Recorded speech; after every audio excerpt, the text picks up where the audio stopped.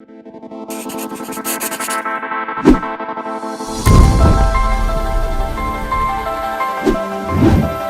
we are inching closer and closer to Pokemon's 25th anniversary, with some kind of big announcement inevitably looming large. And it seems with each passing day that the likelihood of that announcement being Diamond and Pearl remakes is more and more likely. While nothing is confirmed at this point, of course, the constant swirling of discussion about Sinnoh remakes has got me thinking about what I am personally hoping to see out of them, and in today's video I am going to share my 10 biggest hopes for the probably happening yet still completely hypothetical games. So without further ado, let's jump right in. Going through these in no particular order, the first one is probably the thing I am anxiously anticipating and hoping for the most, and that would be Sinnohan form Pokemon.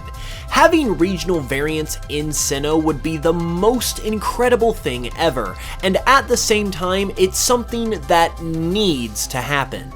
I don't often have an absolute expectation from new Pokemon games. I usually just take things for what they're worth and enjoy it for what it is. But this time things are different. Since regional variants made a comeback with Galarian forms, they pretty much established themselves as standard, and it would outright make no sense at all for it to not happen everywhere, given that it's the concept of living things adapting to their environment. Not to mention, it's what everyone and their dog wants in these games as well. So this is a huge hope for me, but it's also an expectation, and I'm really hoping these games will come through if they end up happening. Next up is a Delta episode-like story quest involving Arceus. Lore-wise, Arceus is probably the most important Pokemon there is, and it has a chance for its lore to be expanded and explained in more detail in these remakes. In particular, I would also like to see an event like this use the Azure Flute and revive that event that got cut from the original games. Now that Arceus has been around for a while as well, it's not unreasonable that it could be featured in the games either, despite being a mythical Pokemon, and a great example of why this is Deoxys being a part of the Delta episode in basically the exact way I'm suggesting here. Not to mention, it's the perfect extra bit of content to add into a remake in general. The reason why Sinnoh remakes have such hype behind them is because of potential things like this right here that could make the games phenomenal.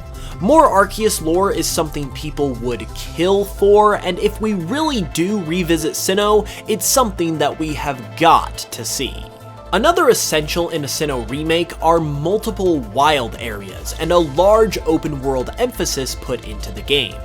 While I don't expect the games, if or when they happen, to be completely open world given that they are remakes, there absolutely has to be some open world integrations, and this is due to the Sword and Shield expansion being completely open world in both of its parts.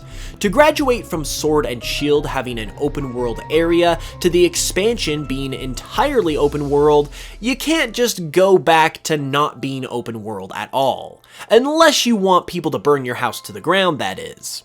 As with many other things in Pokemon, the wild area set a precedent that has to be built upon moving forward, and it could actually translate really well into Pokemon Diamond and Pearl. For instance, the Great Marsh could be made into a wild area, the Battle Zone from the post-game could be made into a wild area. It could actually be implemented really well without overhauling all of Sinnoh at the same time, and it's the exact kind of thing that would allow these games to meet their amazing potential, so I really hope Game Freak takes advantage of the opportunity.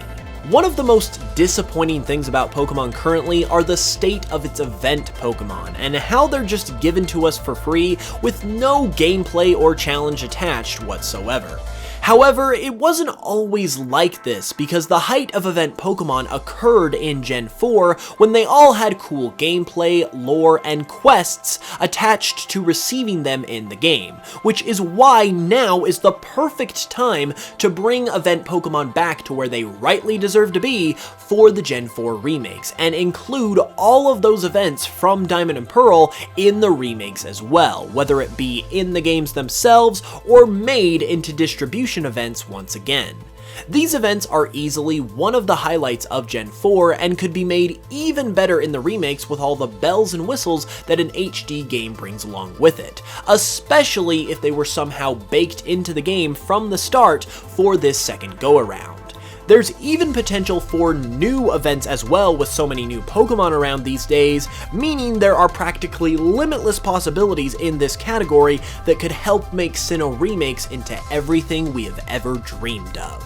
Another thing that's very similar to the wild area point I mentioned earlier is Pokemon following you throughout the entire game, and not just limited to certain areas like in the wild area. We saw the return of this feature in the Pokemon Sword and Shield expansion that acted largely as a stepping stone growing off of what was established in the base game. With that in mind, it only makes sense that the next Pokemon game will further build upon what the expansion established, and one of the ways I'm hoping it will do that, but honestly it really should, is by having Pokemon follow you throughout the entire game. Fans have made it clear that it is one of the most beloved features in the series' history, and it was one of the best parts of the expansion as well, so if Diamond and Pearl remakes are really coming next, and they really want to take the next step with the next game in the series, this is absolutely one of the ways it needs to happen. There's really no reason to hold that feature back from becoming standard anymore, and it would really add a ton of enjoyment to a Sinnoh remake if it ended up happening. An additional way that Diamond and Pearl remakes can take that next step and grow off of Sword and Shield is by reintroducing Ridable Pokemon and using them to replace HMs, similar to the way they were used in Sun and Moon. First and foremost, HMs have been a thing of the past for a while now, and they should stay that way in the Sinnoh remakes even though they were in the original, because the whole point of a remake is to revive an old game and make it better than it was before. With that in mind, another thing that would make these games great is Ridable Pokemon the way we saw them in Let's Go Pikachu and Eevee, which would really make a lot of sense as a progression of what we saw from Sword and Shield as well. If Game Freak really wants to kill two birds with one stone though, they could implement this feature and use it to replace HMs in the game at the same time, a move which would help make these remakes exponentially better than the originals in one fell swoop. It's an approach that makes way too much sense to not do, so I really hope we see it happen. Yet another feature that serves as an extension of what Sword and Shield brought to the table, and should be made standard at this point, is a free-flowing camera put in place throughout the entire game, and not just in the designated wild areas. Regardless if the game is completely open world or not, point blank it makes the game so much more enjoyable and immersive to have a free-flowing camera there, but it's also a feature that has been standard in video games for about 20 years. So there's really no way they can avoid implementing it at this point, and if they do, then we're honestly gonna have a bad time. It is super important that Pokemon take it to the next level with their next game, especially if that is Diamond and Pearl remakes, and this feature should be at the very top of the to-do list in order to make that happen, because there is simply no way that a free-flowing camera can be excluded from the games in full at this point if the series intends to continue to get better.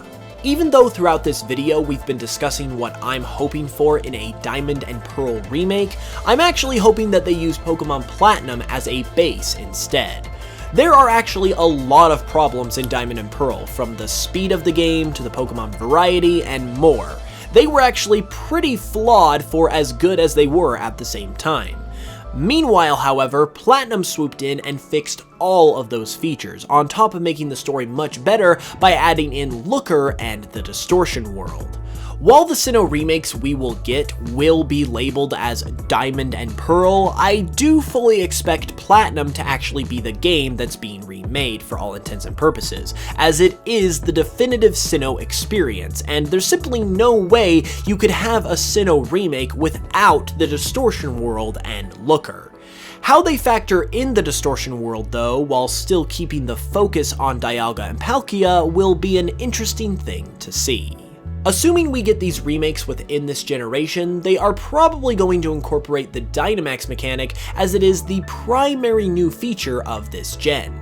As such, I really hope we get to see some more Gigantamax forms, because although Dynamaxing isn't the most amazing feature we've ever seen, the Gigantamaxing is still fun simply for the fact that it gives us new forms of older Pokemon, and those are always fun to see.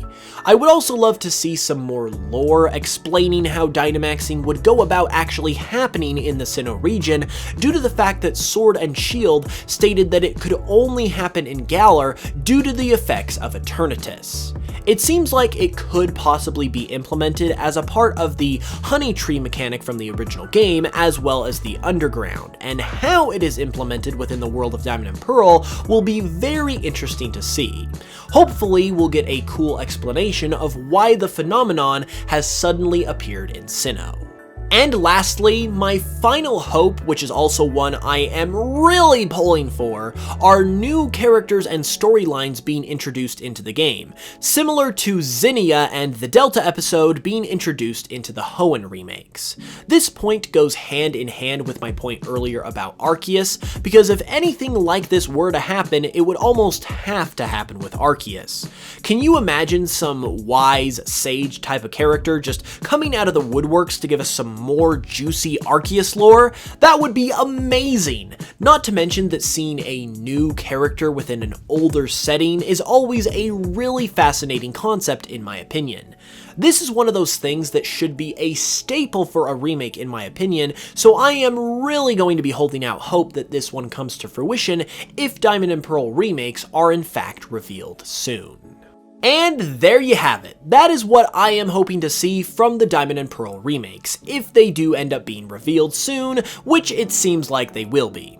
What do you guys want to see from these hypothetical remakes though? Let me know in the comments below and leave a like if you enjoyed the video. Make sure to subscribe as well if you haven't already for more Pokemon content, and if you would like to support the channel further, you can do so by listening to my Pokemon remixes on Spotify and by watching my Pokemon Cardinal series on YouTube, both of which are immensely appreciated. With that said, I will see you all soon with another video, and until the next one, as always, I love you all, and I will smell you guys later.